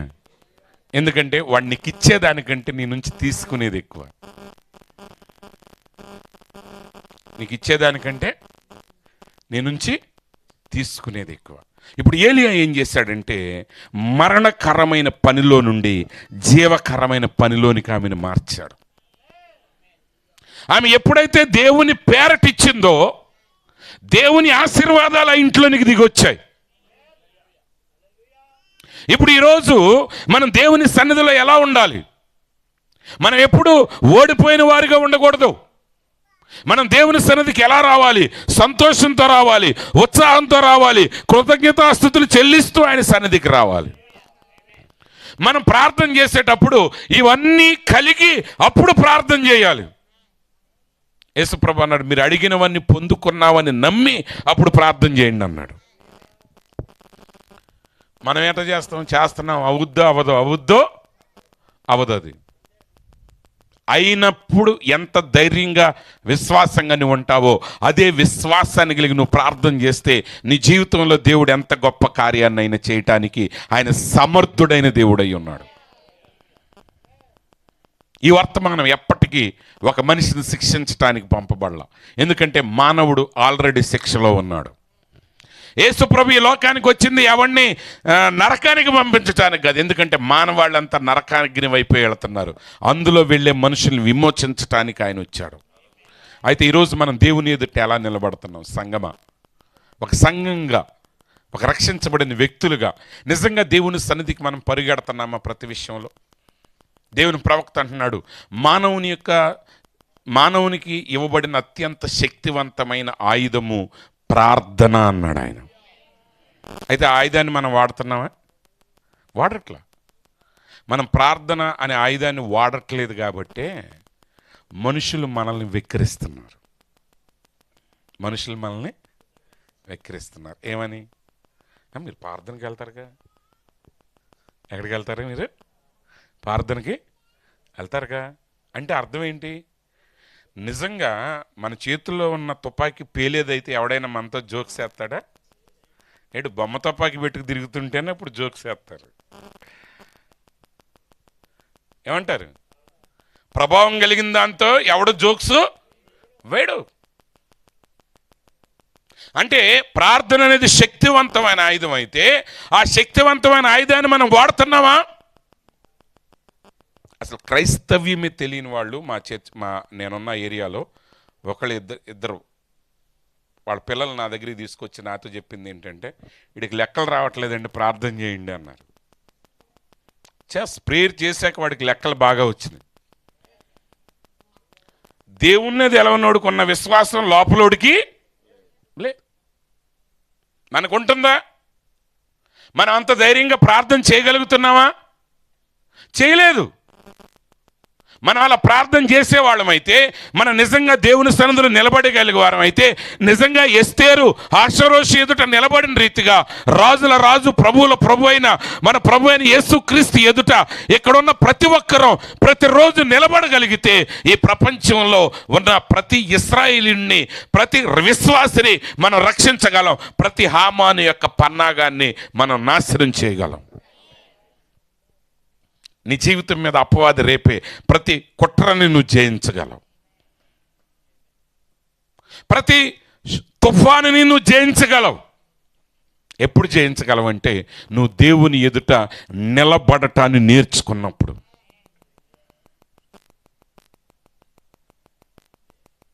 ఇక్కడికి వచ్చేసేసరికి ఏమో సరే, మనం ఇంటికి విలువ ఇవ్వం, ఇంట్లో మనుషులకి మనం విలువ ఇవ్వం. బయటికి వెళ్ళాక అది కూడా జనాల కోసం, హనీ హనీ హనీ అని ఏంట్రా అంటే ఇప్పుడు అందరు జనాలు చూడాలి, అబ్బా వెరీ వండర్ఫుల్ కపుల్స్ అండి వీళ్ళు. అవి దేవునితో మన భక్తి అనేది ఎలా ఉండాలంటే, ప్రతిసారి ఆ మొదటి సిద్ధపాటు కలిగినప్పుడు ఎలాంటి సిద్ధపాటు కలిగి ఉన్నామో ఎప్పుడు అదే సిద్ధపాటును కలిగి ఉండాలి. రాజభూషణాలు ధరించుకున్నదనే విషయం ఎందుకు రాశారంటే, ఎస్తేరు ఉన్న పాటుగా ఎడల, నిజానికి వేదనతో చికాకుతో ఆ పరిస్థితుల్లో ఎవరికి ఏం చేయాలో కూడా అర్థం కాని స్థితిలో అమ్ముంటారు. కానీ ఎస్తేరుని ఆ స్థితిలో చూసిన వాళ్ళు ఎవరికైనా సరే ఆమె మరణకరమైన స్థితిని ఎదుర్కొంటుంది అని ఎవరికన్నా తెలుసా? తెలియదు. అదే క్రైస్తవుడి యొక్క గొప్పతనం. ఎఫ్ఎఫ్ బాస్వర్త్ అనే దైవజనుడు వృద్ధాప్యంలో ఆయన మరణించడానికి మరణ పడక మీద ఉన్నప్పుడు ఆయన దగ్గరికి వచ్చిన వాళ్ళందరూ కూడా ఆయన చూసి ఏడుస్తూ ఉంటే ఆయన అన్నాడంట, ఒరే చచ్చేది నేను రా, మీరు కాదు, చనిపోయేది నేను, మీరు కాదు, మీరెందుకు ఏడుస్తున్నారు? ధైర్యంగా ఉండండి, నేను నా రక్షకుణ్ణి కలుసుకోబోతున్నాను. ఆ నిరీక్షణ ఆయనకున్నది. అది ఎవరో మనం జీవితకాలం అనుకుని ఆ మరణకరమైన సమయంలో అది ఎవడో చెప్పలేడు. కానీ నిజంగా ప్రభువుని చూసే అనుభవం కలిగిన వాడు మాత్రమే ధైర్యంగా మాటను చెప్పగలడు. ఈరోజు నిజంగా దేవుని సన్నిధికి వెళ్తున్నామా? ప్రతిరోజు బైబిల్ చదువుతున్నామా? ప్రార్థన చేస్తున్నామా? బైబిల్ చదవటం, ప్రార్థన చేయటం అనేది ఏదో ఆచారబద్ధంగా కాదు. నువ్వు దానికి ఒక సమయాన్ని కేటాయించాలి. నీ ప్రార్థనకు ఒక సమయాన్ని కేటాయించాలి, ఒక స్థలాన్ని నువ్వు కేటాయించాలి. నువ్వు దేవుని సన్నిధికి వచ్చే ప్రతిసారి ఒక సంపూర్ణ సిద్ధపాటుతో రావాలి. బహుశా మీలో ఎంతమంది ఈ కోటానికి కానీ ఏ కోటానికైనా సిద్ధపాటుతో ఎంతమంది వెళ్తారో నాకు తెలియదు. నువ్వు సిద్ధపాటుతో వెళ్ళాలి. ఒక మీటింగ్ ఉందంటే, ప్రభు నేను ఆ మీటింగ్కి వెళ్తున్నాను, ఆ మీటింగ్లో నాతో మాట్లాడు ప్రభువా, నన్ను దర్శించు ప్రభువా, నా సమస్యలను తీర్చిన ఆయన అన్ను ఆయన్ని అడిగి దానికోసం వచ్చి దాని కొరకు నువ్వు వెతికితే దేవుడు నీ మధ్య కార్యాన్ని జరిగిస్తాడు. మనం ప్రార్థనకి ఎలా వస్తామంటే, ఆ చివరి క్షణం వరకు ఎన్నో పనులు పెట్టుకుని వస్తాం. ఆ పనులన్నీ చేసి ఆ తాడు బెల్లు కొట్టగానే గిరాటేసి పరిగెత్తినట్టుగా లోపలికి పరిగెడతాం. పరిగెత్తిన కాడి నుంచి ఎప్పుడు వదిలిపెడతారు? అక్కడ సైకిల్ కరెక్ట్గా ఉందా, గాలి తగ్గినట్టు ఉంది, 9 దాటితే ఆడు షాప్ మూసేస్తాడేమో, ఇవన్నీ చూస్తా, ఇదిగో ఆ లైట్ అక్కడ కాకుండా ఇక్కడ పెట్టుంటే బాగుండేది, ఇటుకరాళ్ళు అట్టెందుకు పెట్టారు, లేకపోతే ఇంటికి వెళ్ళిన తర్వాత చేయాల్సిన ఏదో ఒకటి, అది ఏదైనా కావచ్చు. కొంతమంది పరిశుద్ధులు ఏం చేస్తారంటే, ఇక్కడ నేను ఎస్తేరు గురించి చెప్తున్నాను అనుకో, వాళ్ళు ఏసుకెళ్ళి చదువుతూ ఉంటారు. ఇద్దరు ఒకటే. ఆడు సైకిల్ పంపు కోసం బాధపడేవాడు ఎంతో, ఇక్కడ సేవకుడు ఎస్తేరు గురించి చెప్తుంటే ఏస్కేల్ గురించి ఆలోచిస్తాడు, రెబ్కా గురించి ఆలోచిస్తాడు. మీరు అనొచ్చు, రెబ్కా ఏం ఆభరణాలు వేసుకుంది? నేను రెబ్కా గురించి చెప్పట్లా, ఎస్తేరు గురించి చెప్తున్నా. రెబ్కా ఏం చేసింది? పెళ్లి చేసుకుని వెళ్ళిపోయింది అంతే, ఏమైనా చేసింది అంతకంటే? కానీ ఎస్తేరు ఈ భూమి మీద ఉన్న ప్రతి అబ్రహాము సంతానాన్ని మరణం నుంచి తప్పించింది. అలా తప్పించగలగడం గల కారణం ఏంటంటే, రాజు సముఖమునకు వెళ్ళగలిగింది. ఈరోజు విశ్వాసంగా మనం చేయాల్సిన పని ఏంటంటే, మన రాజు సముఖమునకు ధైర్యంగా ప్రతిసారి వెళ్ళగలగాలి. అయితే ఎలా వెళ్ళాలి దేవుని సన్నిధికి? ఆ రోజు రాజైన అహష్వేరోషు భూ సంబంధమైన రాజు, అతడు అన్య రాజు, వాళ్ళ అలంకరణలు భౌతికమైనవి. కానీ యేసుక్రీస్తు పరలోకపు రాజు అయి ఉన్నాడు. అది నీతి నివసించే రాజ్యం. అటు ఆయన ఎదుట నిలబడినప్పుడు నువ్వేం చేయాలంటే, దీన మనస్సు అనే వస్త్రాన్ని ధరించాలి. ఎలా పడితే అలా వెళ్ళిపోకూడదు. ఎందుకంటే ఆయన అహంకారులను ఎదిరించే దేవుడై ఉన్నాడు. నువ్వు సత్యాన్నైనా అహంకారంతో చెప్తే దేవుడు దాన్ని అంగీకరించడు. నీకు అహంకారాన్ని ఆయన ఇష్టపడ్డావు. మసిపూసుకుని వెళ్తే అహరోషు ఎలా ఇష్టపడ్డో, అహంకారంతో నిండిన వాడిని యేసుక్రీస్తు అసలు ఇష్టపడ్డావు. సహోదర ప్రేమ లేకపోతే యేసుక్రీస్తు ఎదుట నువ్వు నిలబడలేవు. నీ ఎదుట తగ్గించుకునే హృదయం లేకపోతే ఆయన ఎదుట నువ్వు నిలబడలేవు. దేవుడు అనేక సార్లు తన దూత మొరపెట్టినప్పుడు ఆయన దూత దిగి వచ్చి వాళ్ళతో చెప్పిన మాట ఏంటంటే, నువ్వు వెళ్ళి అణిగి ఉండు అన్నాడు. నువ్వు అణిగి ఉండు. హాగరు పారిపోతుంటే దూత ఏమన్నాడు, వెళ్ళి నీ యజమానురాల దగ్గర అణిగి ఉండు. ఎందుకంటే అసలు తలకాయ ఎగరేసింది నువ్వు. ఆ సంగతి తెలుసు. అది చెప్పదామా, ఇట్ట కొట్టింది అట్ట కొట్టింది, ఎందుకు కొట్టిందట? నేను ప్రతిసారి తలకాయ ఎగరేసేది, అందుకు కొట్టిందామా? నువ్వు సగం స్టోరీ చెప్తే మొత్తం స్టోరీ ఆయనకి తెలుసు. అందుకన్నాడు పోయి అణిగుండు. అందుకని నువ్వు వెళ్ళు, దాని సంగతి నేను తేలుస్తాను అలా. యేసుప్రభుని వెంబడించడం అంటే ఇక నిన్ను అన్న వాళ్ళందరినీ ఆయన వచ్చి కొడతామని కాదు, నిన్ను సరిచేయటమే ఈ వాక్యం యొక్క ఉద్దేశం. నువ్వు సరైతే అన్నీ సరైపోతాయి. కాబట్టి ఆ ఎస్తేరు ఏం చేసింది? అలంకరణతో వెళ్ళినట్టుగా ఈరోజు విశ్వాస దేవుని సన్నిధిలోనికి వెళ్ళాలి. పాత నిబంధన గ్రంథం నుంచి మనం గమనించినట్లయితే క్రొత్త నిబంధన గ్రంథం వరకు ఎక్కడైనా సరే దేవుడు ఆయన ఆరాధన స్థలాన్ని గురించి మాట్లాడినప్పుడు దాని యొక్క అస్సలు ఉద్దేశం ఏంటంటే, అంటే ఆ భాష అవన్నీ నా దగ్గర నోట్స్ ఇప్పుడు లేవు, ఆయన అవన్నీ చెప్పడానికి ఇది బహిరంగ సభ, కానీ అన్నిటి మీనింగ్ ఒకటే. అదేంటంటే అపాయింటెడ్ ప్లేస్, అంటే ఏర్పరచబడిన స్థలము. హల్లెలూయా. ఏదెను తోట ఆదాముని దేవుడు గెలుచుకునే స్థలం, ప్రత్యక్షపు గుడారం మోషేని దేవుడు గెలుచుకునే స్థలం. మీరు కానీ పాత నిబంధన జాగ్రత్తగా చదివితే మోషేతో దేవుడు కనబడి అంటాడు, నువ్వు ప్రత్యక్షపు గుడారం దగ్గరికి రా, అక్కడ నేను నిన్ను కలుసుకుంటాను. మరి ఇక్కడే పిలిచాడు కదా ఇక్కడికి వచ్చి. ఇప్పుడు జయకుమార్ గారు ఎక్కడో విజయవాడలో ఉన్నారనుకోండి, నేను ఫోన్ చేసి ఏమండి జయకుమార్ గారు బాగున్నారా అన్న, రా నేను ఇప్పుడు వచ్చి మాట్లాడాలి నీతో చర్చ్ దగ్గరికి అన్నా. మరి ఫోన్లో ఆల్రెడీ మాట్లాడుతున్నాగా, అక్కడే మాట్లాడవచ్చు కదా. ఆ మాట్లాడే దేనికోసం అంటే అక్కడికి రమ్మని చెప్పడానికి, అంతేగాని అక్కడ చెప్పే మాటలు చెప్పడానికి కాదు. ఈరోజు దేవుని మందిరపు విలువని మనుషులు పోగొట్టుకుంటున్నారు. అదేమంటే ఇంట్లో ప్రార్థన చేసుకుంటున్నాను. నువ్వు నిజంగా ఇంట్లో ప్రార్థన చేసుకునే మనిషివి అయితే ఆలయ తలుపులు తెరవక ముందే నువ్వు వచ్చి కూర్చుంటావు. నువ్వు జస్ట్ కబుర్లు చెప్తున్నావు అంతే. కొత్తగా పెళ్ళైన వాళ్ళు ఏం చేస్తారంటే, నేను చెప్తా ఉంటా పెళ్ళైన తర్వాత, పెళ్లి చేయగానే వీళ్ళు ఏం చేస్తారంటే అసలు గుడికి వెళ్ళరు. అబ్బాయి పాస్టర్ గారు అడిగారు అనుకో, అక్కడికి వెళ్ళామండి అంటారు.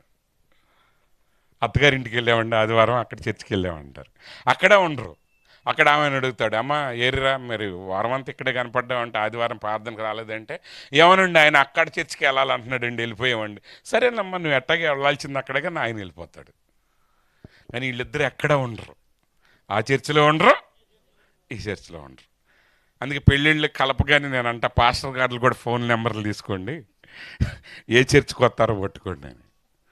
ఎందుకంటే బైబిల్ చెప్తుంది, పెండ్లి కుమారుడు పెండ్లి కుమార్తె కూడా ఉపవాస దినం ప్రకటించబడినప్పుడు వాళ్ళు పెండ్లి కుమారుడు గదిలో నుంచి పెండ్లి కుమారుడు, పెండ్లి కుమార్తె గదిలో నుంచి పెండ్లి కుమార్తె ఆ ఉపవాసం దగ్గరికి రావాలని యోవేలు గ్రంథం చెప్తుంది.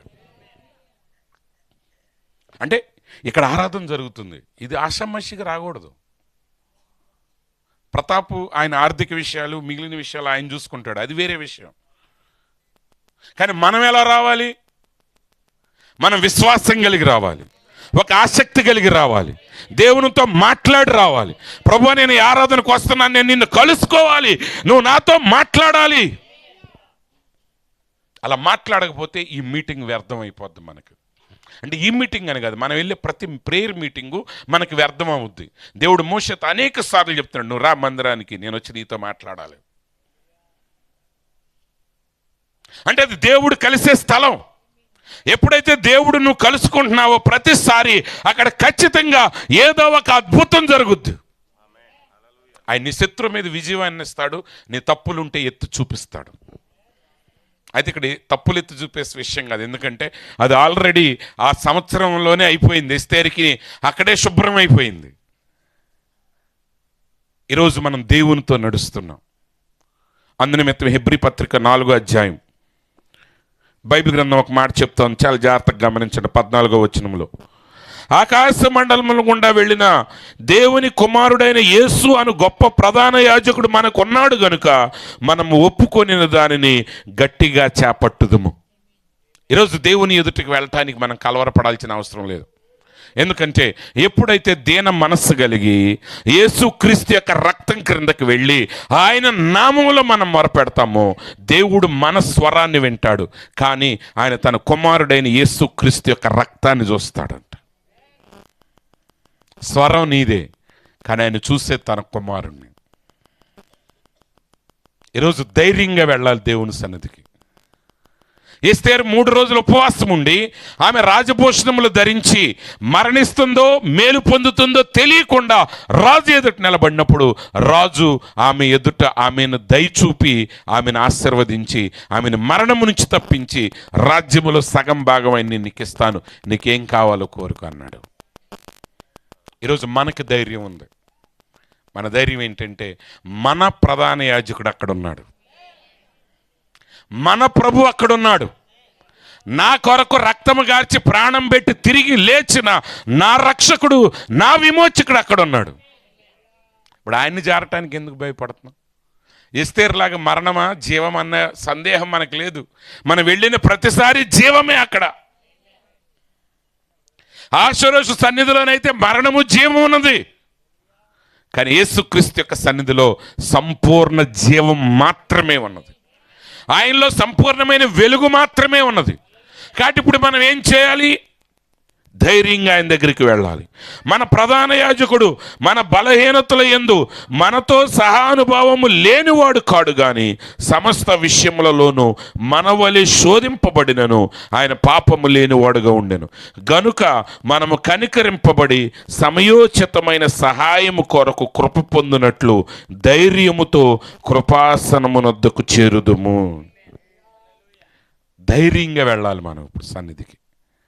ఆ కృపాసనం దగ్గరికి మనం ధైర్యంగా వెళ్ళాలి. ఆ తీర్పు సింహాసనాన్ని తప్పించుకోవాలంటే ఆ కృప నిలిచి ఉన్నప్పుడే అక్కడికి వెళ్ళాలి. అంటే కృప తీర్పు వేరువేరు కాదు, అవన్నీ ఒకే కుర్చీ. కానీ ప్రస్తుతం ఆయన కృప కలిగి ఉన్నాడు. నువ్వుగా నిజంగా ఆయన రక్తం క్రిందకు వచ్చి నువ్వు తగ్గించుకొని నీ పాపాలు ఒప్పుకొని ఆయన ఎదుట నువ్వు నిలబడితే నువ్వు దయని పొందుకుంటావు. ఎలా పడితే అలా దేవుని సన్నిధికి రావటానికి వీల్లేదు.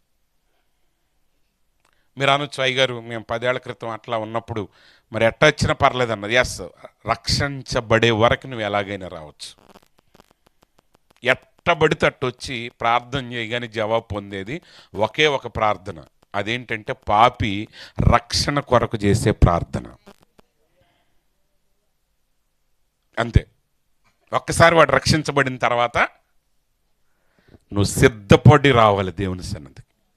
నువ్వు బైబిల్ కూడా చదవమంటే టకటక ఏదో ఒక పనుల్లో ఇప్పుడు హడావుడ్లుగా ఉంటారు, గబగబా రోజు 2 అధ్యాయాలు చదవాలనుకుంటారు. ఇక్కడ టకటక లాగిచ్చేస్తారు. హల్లెలూయా మరి యెహోవా నాకు ప్రత్యక్షమైన సెలవు ఇచ్చాను. బెదర్ జాషువా గారు అవునా అక్కడికి వెళ్ళొచ్చాను. నాకు ఈ స్థలమందు పుట్టు కుమారులను గురించి కుమార్తెలను గురించి మళ్ళీ ఎవరు వస్తారు? అయ్యగారు వందనాలండి, అమ్మ వందనాలరా.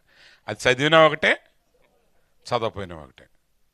ప్లస్ ఇంకొకటి, చదవపోయినా ఒకటే కాదు, అలా చదివితే ఏమవుతుందో తెలుసా? అలా వింటే ఏమవుతుందో తెలుసా?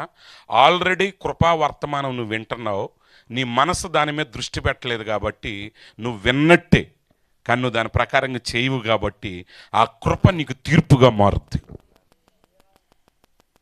అందుకే ఆషామాషిగా వినొద్దండి. నువ్వు సిద్ధపడి ప్రభువా మాట్లాడు అన్నాక మాట్లాడు. ఒకవేళ నువ్వు వినే పరిస్థితి లేదనుకో, బ్రదర్ మాట్లాడు అసలు ఆగండి, నా మనసు మైండ్ లేదు. అందుకని మీరు చెప్పేది మీరు చెప్పండి అంటే ఆయన చెప్పుకుంటా వెళ్తాడు. ఆయన హెచ్చరికిస్తా ఉంటాడు. ఒక రాజుగారు అంట చదరంగం ఆడుతూ ఉంటాడంట. ఆయన ఆడుతూ ఉన్నప్పుడు ఆయనకి శత్రు దేశం వారు ఆ దేశం మీదకి యుద్ధానికి వచ్చారు. ఆ మంత్రి గారు ఆ ఉత్తరం పంపించాడు ఆయనకి, లెటరు. ఆయన ఏం చేశాడు? ఆ లెటర్ చదవకుండా పక్కన పడేసేసాడు. ఇంకా చదరంగం ఆడుతున్నాడు. ఇంకొక ఉత్తరం వచ్చిందండి ఇంకొక గంటకి ఉత్తరం వస్తే ఆ ఉత్తరం కూడా పక్కన పడేసేసాడు. చివరికి సైనికుడు వచ్చి ఫైనల్గా వచ్చి అన్నాడంట, రాజా లెగు మనం పారిపోవాలని.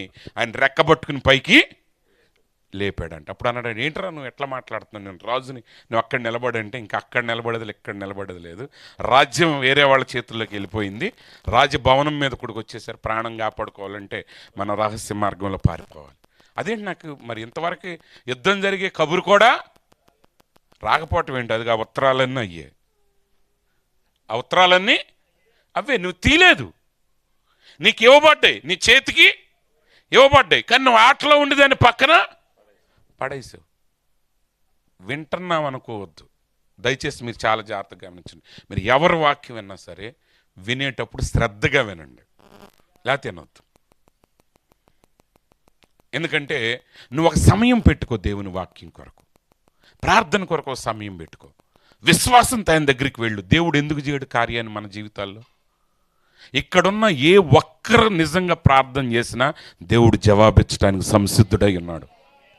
ఎవరైనా సరే, ఆయన ఒక పాస్టర్ గారు అవ్వక్కర్లేదు, ఆయన ఒక ఎవాంజలిస్టు అవ్వక్కర్లేదు, ఒక సామాన్యుడు చేసిన ప్రార్థన అయినా విశ్వాస సహితంగా నువ్వు చేస్తే నీ ప్రార్థన ఆయన ఆలకిస్తాడు.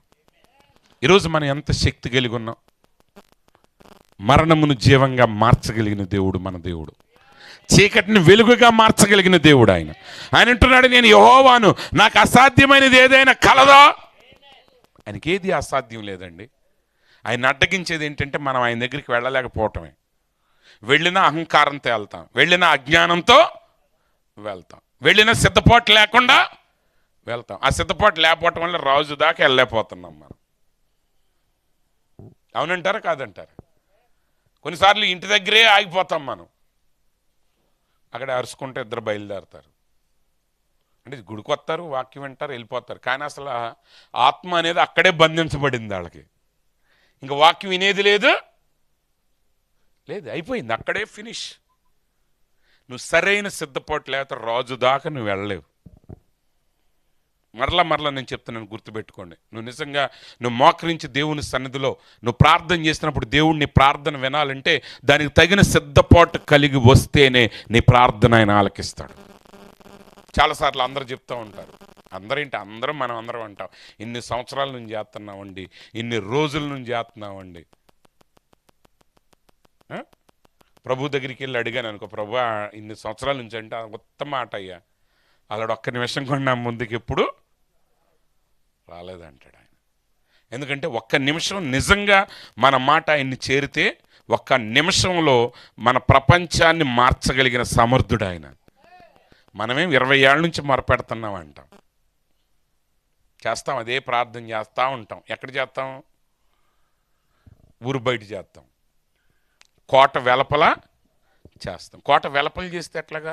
రాజుగారు ఉండే స్థలం దాకా వెళ్ళాలి నువ్వు, అతి పరిశుద్ధ స్థలానికి నువ్వు వెళ్ళాలి. అతి పరిశుద్ధ స్థలానికి ప్రధాన యాజకుడు వెళ్ళాలంటే దానికి ఒక సిద్ధపాటు కలిగి ఉండాలి. ప్రతి మీటింగ్ ఓ సిద్ధపాటు. అందుకే ప్రవక్త అన్నాడు, నువ్వు దేవుని సన్నిధికి వచ్చేటప్పుడు నువ్వు ఏది ఆశిస్తావు అదే నువ్వు పొందుకుంటావు. నువ్వు తప్పులు కనుగొనాలనుకుంటే తప్పులు నీకు కనపడతాయి. దేవుడు నిన్ను ముట్టాలని నువ్వు కోరుకుని వస్తే దేవుడు నిన్ను ముడతాడు. సిద్ధపాటు కలిగి రండి దేవుని సన్నిధికి. ప్రియ సహోదరి సహోదరులారా, నిజంగా దేవుని వాక్యం మనకి ఏమిచ్చిందో దాన్ని మనం కలిగి ఉండాలి. ఈరోజు మనం కూడా లోక సంబంధమైన అలంకరణల వైపు వెళ్తున్నాం. పేతురు గారు అంటున్నాడు, మీరు వెలపటి అలంకారాన్ని మీరు అలంకారంగా ఎంచుకోవద్దు. శారా కుమార్తెల్లాగా మీరు అక్షయమైన అలంకారాన్ని కలిగి ఉండాలి.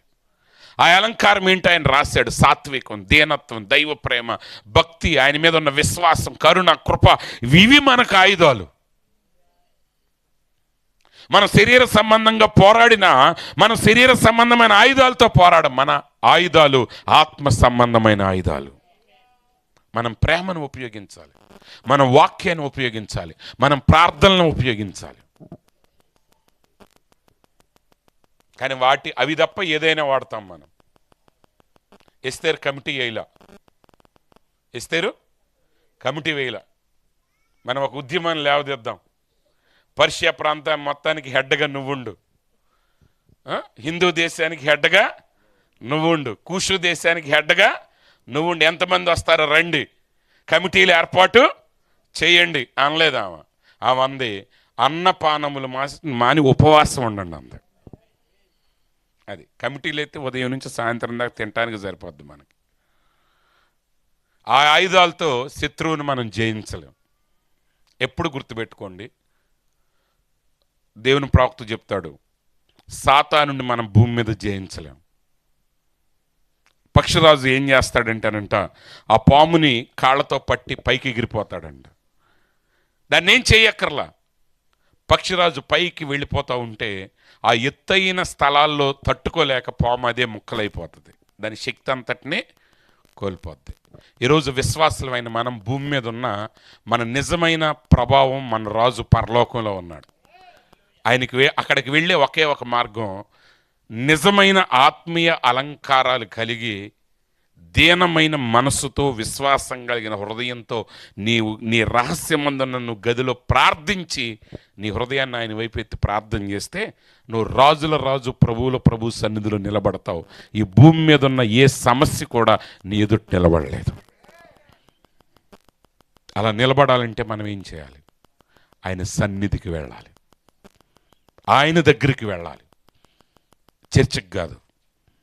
ప్రవక్త క్లియర్గా చెప్పాడు, చర్చికి గది రావాల్సింది, యేసు దగ్గరికి రావాలి. అంటే మరి చర్చ ఎందుకు రావాలి? ఇక్కడ వాక్యం మీరు వినాలి, ఆ సత్యం మీకు తెలియాలి. ఆ తెలిసిన వాక్య ప్రకారంగా నీ ఆధ్యాత్మిక జీవితం ఉండాలి. ఈరోజు వాక్యం చెప్పాను కదా, రేపు ఆదివారం సిద్ధపడి వెళ్ళండి మీరు గుడికి. మీ పాస్టర్ గారు అసలు సిద్ధపడకపోయినా, ఆయన మనసు కలవరంతో ఉన్నా, నువ్వు సిద్ధపడి వెళ్తే నీకోసం ఆయన నోరు తెరిచి ఆయనకు తెలియకుండానే నీకు అవసరమైన మాటలు దేవుడు మాట్లాడతాడు.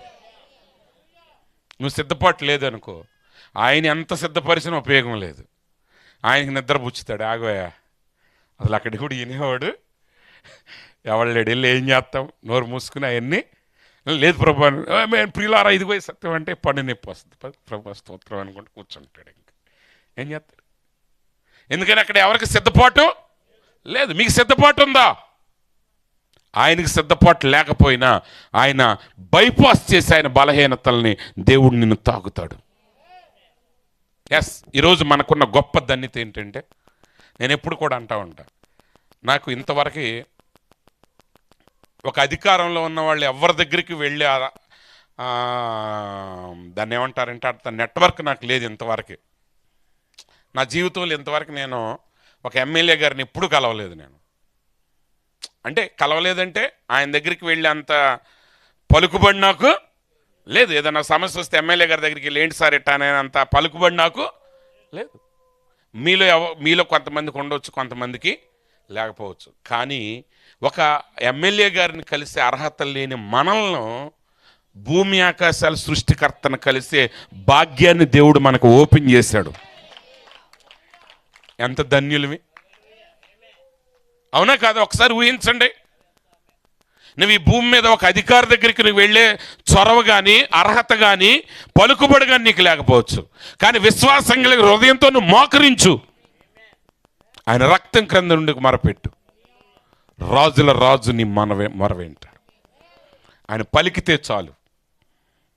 శతాధిపతి అంటున్నాడు, అయ్యా నువ్వు ఆజ్ఞాపించు, నా దాసుడి స్వస్థతను అందుతాడు. నీ జీవితంలో ఏ సమస్యనైనా ఆయన తీర్చే దేవుడై ఉన్నాడు. ప్రియ సహోదరి సహోదరులారా, గొర్రె పిల్ల వివాహోత్సవ సమయం వచ్చి ఉన్నది. ఆయన భార్య తను తాను సిద్ధపరచుకుని ఉన్నది. పెళ్ళొచ్చేసిందని పెళ్లి కూతురు ఎట్టబడితే అట్ట రాటకు కుదరదు. ఎంత ఆలస్యమైనా సరే పెళ్లి కూతురు రెడీ అయ్యాకే వస్తుంది.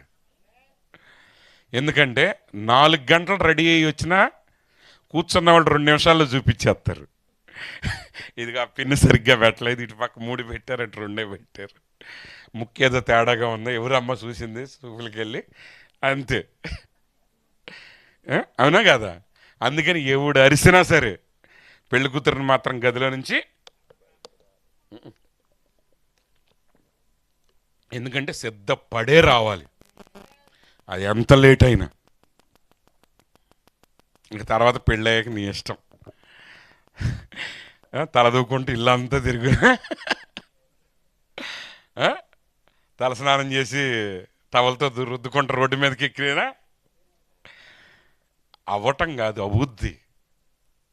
నిజంగా సిద్ధపాటు నిజమైన సిద్ధపాటు అయితే ఎప్పుడు అందరూ అదే సిద్ధపాటుతో ఉంటారు. అది రియల్, వాక్యం అదే చెప్తుంది. నువ్వు దేవునిగా మోషేతో ఎందుకు చెప్పాడు వచ్చేసారంటే అక్కడ మాట్లాడుకోవటం కాదు, అక్కడికి వెళ్ళాలంటే మోషే సిద్ధపడాలి. సిద్ధపాటు లేకుండా వెళ్ళలేడు. కాబట్టి సిద్ధపాటు కలిగి ప్రార్థన చేయండి, సిద్ధపాటు కలిగి వాక్యం చదవండి, చదివిన వాక్యాన్ని ప్రార్థన చేయండి, ఆయన సన్నిధిలో నిలబడండి. వెళ్తారా ఇక నుంచి ప్రభు దగ్గరికి? మీ జీవితంలో ఏ అవసరం వచ్చినా మీరు ప్రభువుని చేరండి. ఎందుకంటే ఏమవుద్దనే భయం నీకు లేదు. ఎందుకంటే మనకు ఖచ్చితంగా విజయమే దొరుకుద్ది. ఎందుకంటే మన ప్రధాన యాజకుడు అక్కడ ఉన్నాడు. ఆయన మన సమస్యలన్నీ ఆయనకి తెలుసు. మన సమస్యల సహానుభవము కలిగిన వాడు ఆయన. ధైర్యంగా వెళ్దామండి, ధైర్యంగా ప్రార్థన చేయండి, ధైర్యంగా ఆయన సన్నిధికి రండి. ఆ సిద్ధపాటు ప్రతి విషయంలో ఉంటేనే ఆ గొర్రెపిల్ల వివాహోత్సవం జరిగేటప్పుడు ఆయన భార్యగా సంపూర్ణ సిద్ధపాటుతో నువ్వు ఆయన ఎదుటి నిలబడతావు. ఎందుకు దేవుడు ఆయన భార్యను ఆలస్యం చేస్తున్నాడు తెలుసా? ఆశవరోషు 120 సంస్థానాల మీద చూపించుకోవటానికి ప్రయత్నిస్తేనే ఆయన అవమానం పాలయ్యాడు. కానీ దేవుడు ఇప్పుడు సర్వ సృష్టి ఎదుట ఆయన తన కొరకు సిద్ధపరిచిన వధువును గుర్తించినప్పుడు ఖచ్చితంగా ఆమెను బట్టి ఆయన సంపూర్ణమైన మహిమ, ఘనత, ప్రభావాలు పొందాలంటే ఆమెలో మచ్చ కానీ, మడత కానీ, డాగు కానీ, కళంకం కానీ మరేది అట్టిది లేని రీతిగా ఉండాలి. అలా మనల్ని మార్చేదే ఈ వాక్యం అనే ఉదక స్నానం. రక్తం నీ పాపాన్ని తీసేస్తుంది, కానీ రక్తం శుభ్రం చేయలేదు. రక్తం శుభ్రం చేయలేదు. శుభ్రం చేసేది నీరే. వాక్యమే రక్తం, వాక్యమే నీరు. ఈ నీరు నేనేం చేస్తుందంటే శరీర ప్రాణాత్మలు సంపూర్ణత కలిగిస్తుంది. ఆ సంపూర్ణత కలిగినప్పుడే నిరంతరం మన ప్రభు ఎదుట నిలబడగలం. అలా నిలబడటానికి అనుకూలంగా ప్రభు మనకు సమయం ఇచ్చాడు. ఇంకా మీలో సిద్ధపాటు ఎవరికైనా లేకపోతే నేడు అనే సమయం ఉండగానే మీ జీవితాన్ని ప్రభువుకు సమర్పించండి. నేడు అనే సమయం ఉండగానే మీరు రక్షణ పొందండి. ఆ పౌలు పేతురు గారు ప్రసంగించినప్పుడు కూడా ప్రజలు అన్నారు, అయ్యా రక్షణ పొందాలంటే మేమేమి చేయాలి? పేతురు గారు అన్నాడు, మీరు మారు మనసు పొంది మీ పాప క్షమాపణ నిమిత్తం మీలో ప్రతివాడు యేసుక్రీస్తు నామములో బాప్తిసం పొందండి, అప్పుడు మీరు పరిశుద్ధాత్మ అనే వరమును పొందుతారు. ఈ వాగ్దానం మీకును మీ పిల్లలకును దూరస్తులందరికీ అనగా ప్రభు తన యొద్దకు పిలిచిన వారందరికీ చెందునని చెప్పాడు. ఆ రోజు ఇంచుమించు 3,000 మంది బాప్తిసం పొందారు. పౌలు శీలల అర్ధరాత్రి వేళ వారు ప్రార్థన చేసి పాటలు పాడినప్పుడు చెరసాల పునాదులు కదిలిపోయాయి. అక్కడున్న వారి కాళ్ళు చేతులు బొండాలు విడిపోయాయి. ఖైదీలందరికీ విడుదల కలిగింది. చెరసాల నాయకుడు చంపుకోవాలనుకున్నాడు, కానీ పౌలు గారు అన్నాడు, నువ్వు హాని చేసుకోవద్దు, మేమందరం ఇక్కడే ఉన్నప్పుడు. ఆయన ఆనందించి సంతోషించి పౌలు గారిని అడుగుతున్నాడు, అయ్యలారా రక్షణ పొందాలంటే నేనేం చేయాలి? ఆయన అన్నాడు, ప్రభు అయిన యేసునందు విశ్వాసం ఉంచుము, అప్పుడు నీవు నీ ఇంటి వారు రక్షించబడతారు. అనగానే ఆ రాత్రే చెరసాల నాయకుడు కుటుంబం అంతా కూడా బాప్తిసం పొంది రక్షణ పొందారు. ఇంకా నువ్వు రక్షణ పొందకపోతే నేడు అనే సమయం ఉండగానే నేడే రక్షణ పొందు. నువ్వు రక్షణ పొందావా? Very good. బాప్తిస్తానికి వచ్చినట్టు ఏ బట్టలు పడితే ఆ బట్టలు వేసుకురమ్మ ప్రార్థనకి. మన వాళ్ళు ఏం చేస్తారంటే తడిసిపోతాయి అని చెప్పి ఎలిసిపోయిన ప్యాంటు, చిరుగులు పట్టిన ఇది తీసుకుని వస్తారు. బాప్తిస్తానికి కూడా అంటే మేము అట్లా చేయలేదులే, మళ్ళీ ఇప్పుడు ఎందుకు మళ్ళీ మిమ్మల్ని మీద బొరు వేయటం. కానీ అసలు కొత్తగా సూట్లు రెడీ పెట్టండి. ఇక నుంచి ఎవరన్నా బాప్తిస్తం వెళ్ళాలనుకుంటే 4-5 రకాల సూట్లు రెడీ చేసి పెట్టండి. ఎస్, అదేం సామాన్యమైన విషయం కాదు. ఎందుకంటే అతడు దేవుని రాజ్యంలో జన్మించబోతున్నాడు. పరలోకం అంతా సంతోషించే కార్యం అది. వాళ్ళు లైవ్ చూసేటప్పుడు నువ్వు చిరిగిపోయిన బట్టలతో ఉంటే అట్టగా. ఇది సిద్ధాంతం చేయమాకండిలే, మీ ఇష్టం. కానీ రక్షించబడిన తర్వాత దేవుడు నీకు మహిమ వస్త్రం ఇస్తున్నాడు, దేవుడు నీకు రక్షణ వస్త్రం ఇస్తున్నాడు, దేవుడు నీకు ఉల్లాస వస్త్రం ఇస్తున్నాడు, దేవుడు నీకు పెండ్లి వస్త్రం ఇస్తున్నాడు. ఎట్లా పడితే అట్ట కాదు, సంపూర్ణమైన వస్త్రములు ధరించి ఆయన ఎదుట నిలబడాలి. నువ్వు సంపూర్ణమైన సిద్ధపాటుతో ఆయన ఎదుట నిలబడినప్పుడే ఆయన కృపను నువ్వు పొందుతావు, ఆయన అధికారంలో నువ్వు పాలిభాగస్తురాలు అవుతావు.